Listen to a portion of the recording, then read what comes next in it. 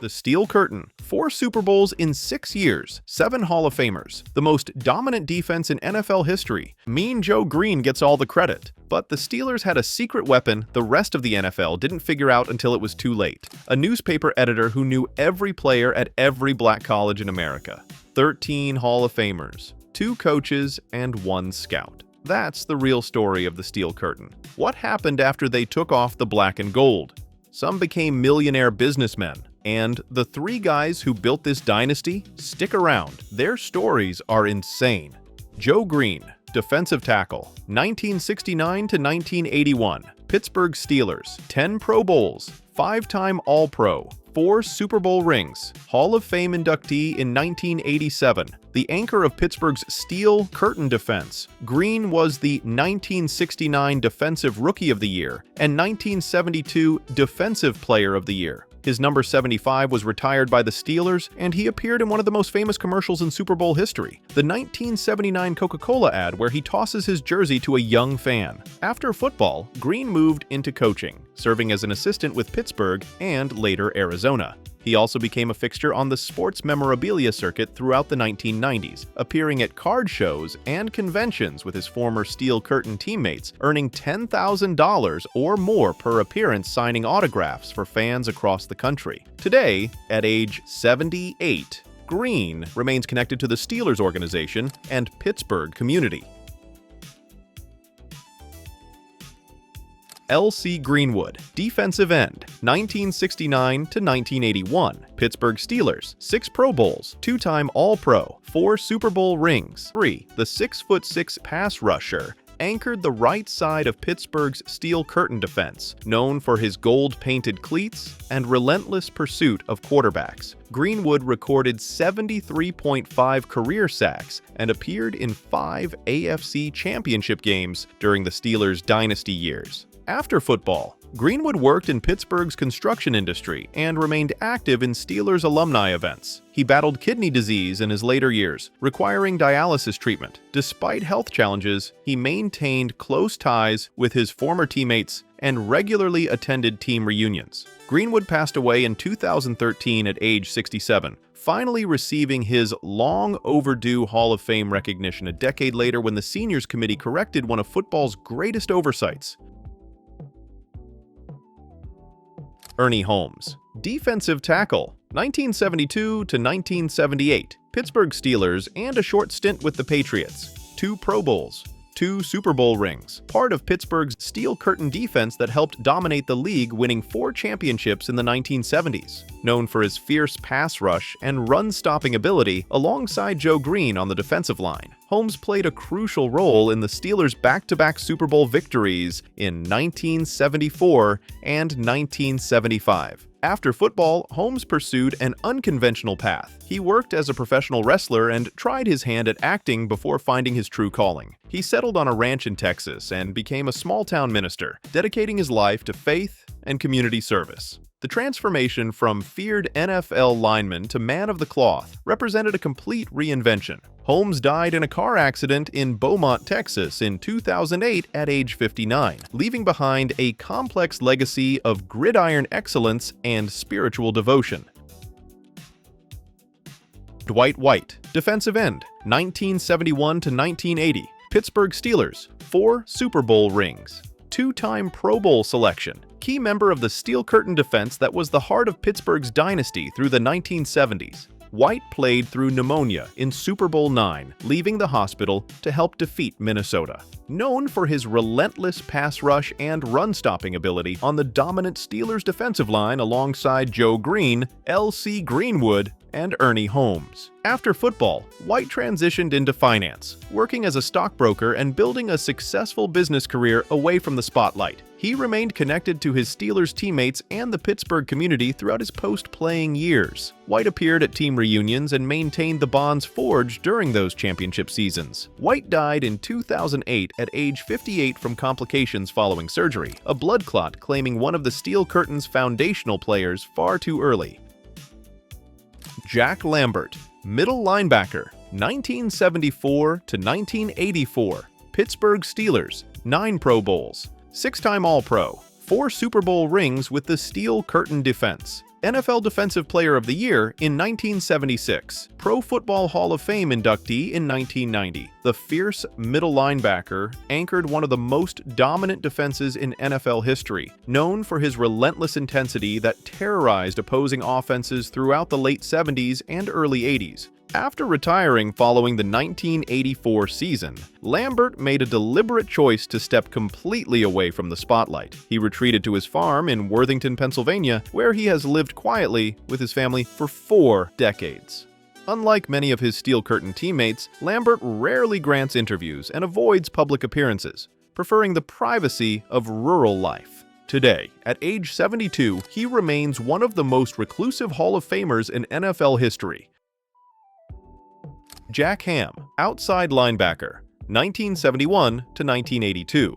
Pittsburgh Steelers, 8 Pro Bowls, 6-time All-Pro, 4 Super Bowl rings. Hall of Fame inductee in 1988. Ham locked down the left side of Pittsburgh's Steel Curtain defense, known for his exceptional coverage skills and football intelligence. He intercepted 32 passes during his career, remarkable for a linebacker, and recovered 21 fumbles. Ham was named to the NFL's 75th anniversary all-time team. After retiring in 1983, Ham transitioned into broadcasting, working as a color commentator for national NFL broadcasts and later hosting radio shows in Pittsburgh. He currently serves as a sports analyst for Penn State Radio Network and Westwood One. Ham became a minority owner of the Johnstown Tomahawks hockey team and in 2017 emerged as an advocate for medical marijuana research to help current and former NFL players manage pain and injuries. Today, at age 77, Ham remains active in Pennsylvania sports media and player advocacy.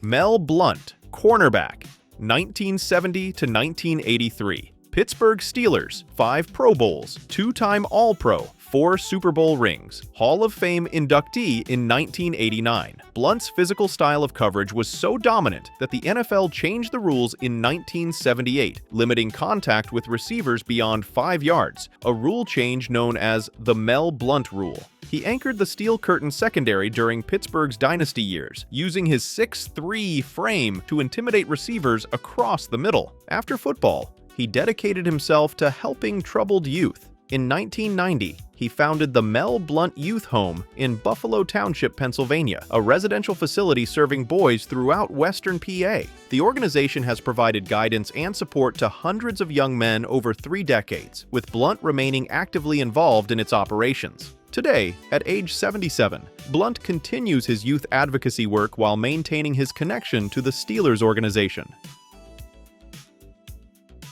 Donnie Shell, defensive back, 1974 to 1987. Pittsburgh Steelers, 5 Pro Bowls, 3-time All-Pro, 4 Super Bowl rings. The undrafted safety from South Carolina State became the backbone of Pittsburgh's secondary during their dynasty years, recording 51 career interceptions. Shell was known for his hard hits and leadership in the defensive backfield, playing alongside the Steel Curtain defense. After football, Shell transitioned into player development, serving as the Carolina Panthers Director of Player Development from 1994 to 2009. He later worked as Director of Spiritual Life at Johnson C. Smith University in Charlotte, North Carolina, mentoring young athletes both on and off the field. His contributions to the game were finally recognized when he was inducted into the Pro Football Hall of Fame in 2020. Today, at age 73, Shell lives in South Carolina with 3 children and 3 grandchildren.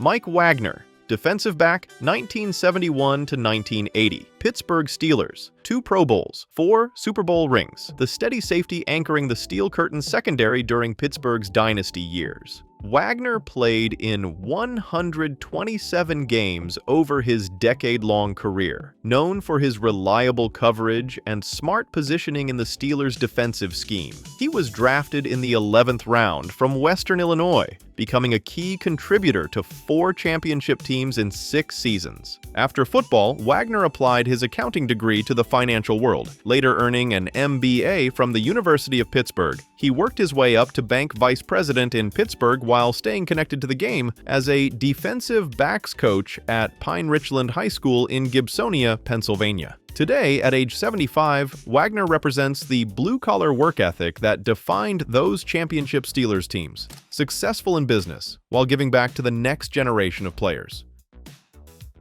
Andy Russell, linebacker, 1963 to 1976. Pittsburgh Steelers, 7 Pro Bowls, 6-time All-Pro, 2 Super Bowl rings. Russell brought stability to Pittsburgh's defense during their transformation from league doormat to dynasty. The Missouri product interrupted his career for military service, returning to help build the Steel Curtain. Career totals include 18 interceptions and 3 touchdowns. After football, Russell found remarkable success in business, becoming a partner with multiple investment banking firms and building substantial wealth as an entrepreneur. He founded the Andy Russell Charitable Foundation in 1999, raising over $10 million for Children's Hospital in Pittsburgh while supporting numerous other causes. Russell also authored 3 books about his football experiences, sharing stories from the Steelers' championship years. Russell passed away on March 1, 2024, at age 82, following complications from Alzheimer's disease and RSV. He remained active in Pittsburgh's community until his final years.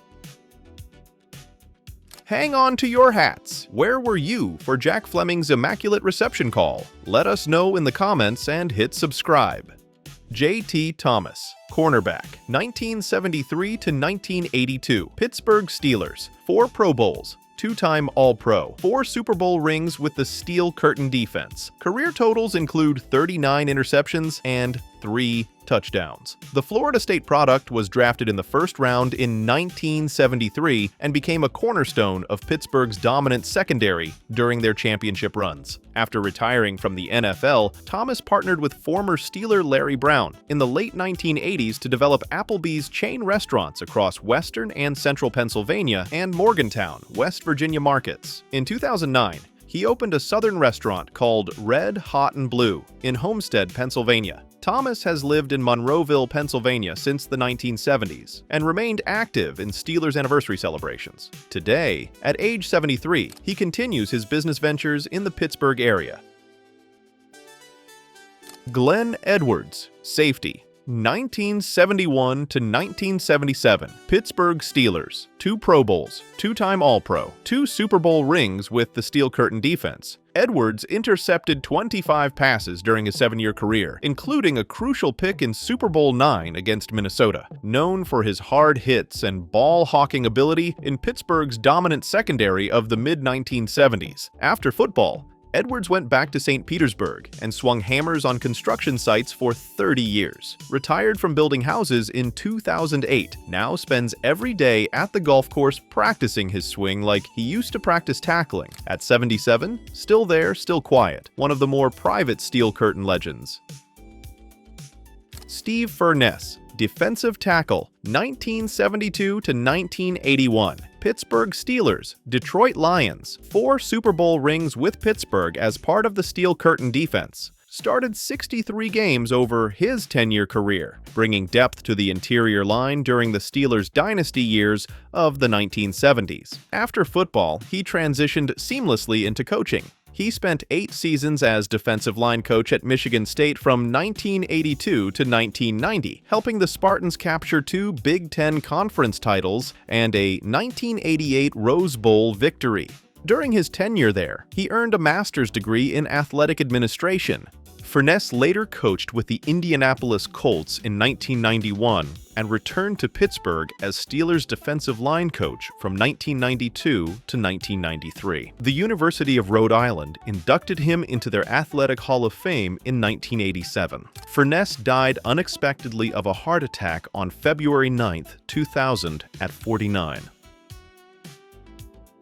John Banaszak, defensive end, 1975 to 1981. Pittsburgh Steelers, 4 Super Bowl rings with the Steel Curtain defense. Drafted in the 5th round from Eastern Michigan, Banaszak played a key role in Pittsburgh's dominant defensive line during their championship runs in the late 70s. After football, Banaszak built a successful business empire, owning a chain of oil change centers while working for the Peters Township Recreation Department. He transitioned into college coaching in 1995, serving as defensive coordinator at Washington and Jefferson College before being promoted to head coach in 1999. He later became head coach at Robert Morris University in 2013, leaving W&J as the third most winning coach in school history. Today, at age 74, Banaszak remains active in college football, having built a respected coaching career that spans nearly 3 decades. We know there are more players we could have included, but before we close this out, let's talk about the guys who actually built this thing. The coaches and the scout who took a bunch of draft picks and turned them into the most feared defense in football history.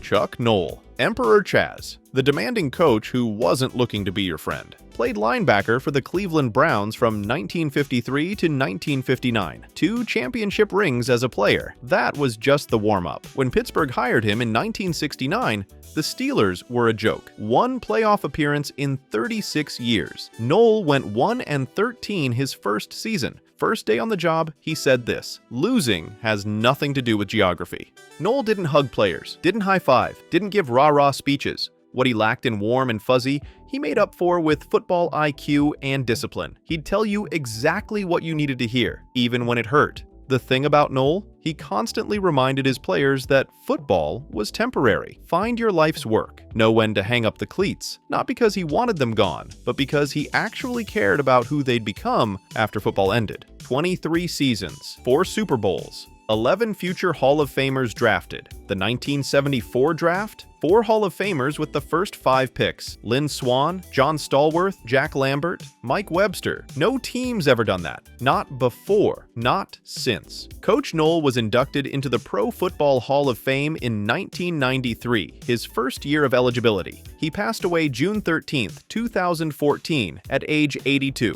Took Pittsburgh from laughingstock to dynasty. Bill Nunn, the Super Scout, found half the steel curtain at schools the rest of the NFL wouldn't even visit. Nunn was sports editor at the Pittsburgh Courier, one of the biggest black newspapers in America. Every fall, he'd create the Black College All-America team, traveled 12,000 miles to HBCUs in the Deep South, watching players nobody else gave a damn about. In 1967, the Steelers offer him a part-time scouting job. By 1970, Chuck Noll makes it full-time. What did Nunn find? Mel Blount, John Stallworth, Donnie Shell, all Hall of Famers, L.C. Greenwood, Dwight White, Ernie Holmes, Joe Gilliam.